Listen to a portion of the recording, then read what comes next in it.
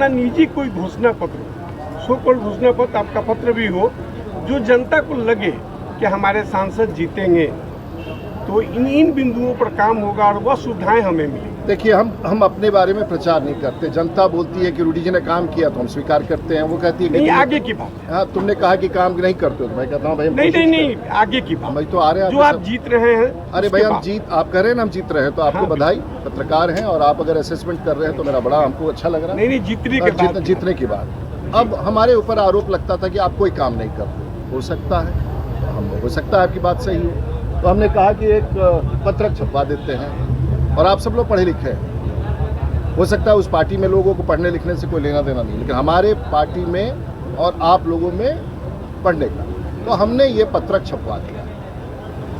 और ये इसमें सब है, और इसमें भी कम से कम 100 योजनाएं छूटी हुई हैं। 33,000 करोड़ की योजनाएं या तो कार्यान्वित हो चुकी हैं, कार्यान्वित के क्रम में है, या उसका प्रस्ताव डीपीआर से पारित होकर के कैबिनेट से अप्रूवल है। तो पढ़ लीजिए, अगर इसमें कोई त्रुटि हो तो हमको बता दीजिएगा।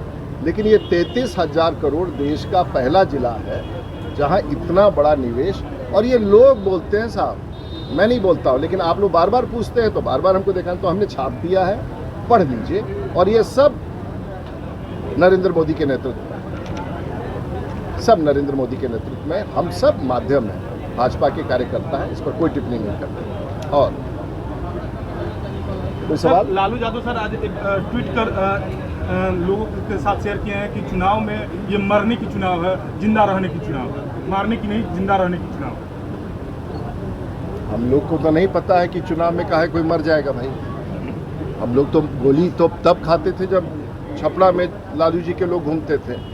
नीतीश कुमार और सम्राट चौधरी के राज्य में कोई ऐसे मर जाएगा, हमको तो नहीं लगता है। मरना भी नहीं है भाई, वोट डालना है। पता नहीं क्या क्या कहते रहते हैं। मरने का चुनाव, फिर से कोई सवाल जरा समझाइए, मरने का चुनाव के मतलब फिर से बोलिए। लालू यादव ने बताया है कि ये मारने का चुनाव है, जिंदा रखना है, मरना नहीं है। ऐसा तो कहीं किसी का मैनिफेस्टो नहीं है कि चुनाव में सबको मार देना है क्या? उन्होंने ट्वीट कर जानकारी दी। ट्वीट का, अब उनका ट्वीट तो बेचारे लालू जी अपने जमाने के हैं, उनका ट्वीट कौन कर रहा है? अब उनसे बता दीजिएगा पत्रकार लोग की सम्मत करवाइए, सब बिना पूछे भी लिखते रहा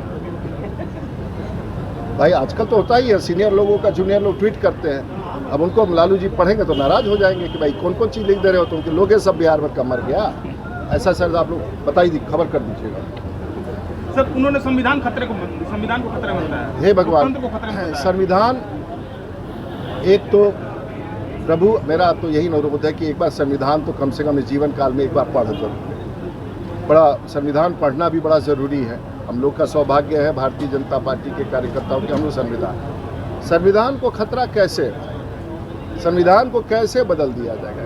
कहाँ किसी दलित का, पिछड़े का, कमज़ोर का, हम तो वापस संविधान बदल करके महिलाओं को 33% आरक्षण दे दिया, जो लागू हो जाएगा 2027। तो हम लोग तो संविधान पॉजिटिव, और संविधान बता दे, जो भी इस बात को कह रहा है उनको बता देना चाहिए कि भारत का संविधान आज़ादी के बाद से लेके अब तक 127 बार संशोधित हुआ है। तब डर नहीं था उनको, तो आज उनको किस बात का? तो संविधान मजबूत है, उसी संविधान के तहत हम लोग सांसद हैं, हम लोग चुनाव लड़ रहे हैं, उनका भी अस्तित्व उसी संविधान से है।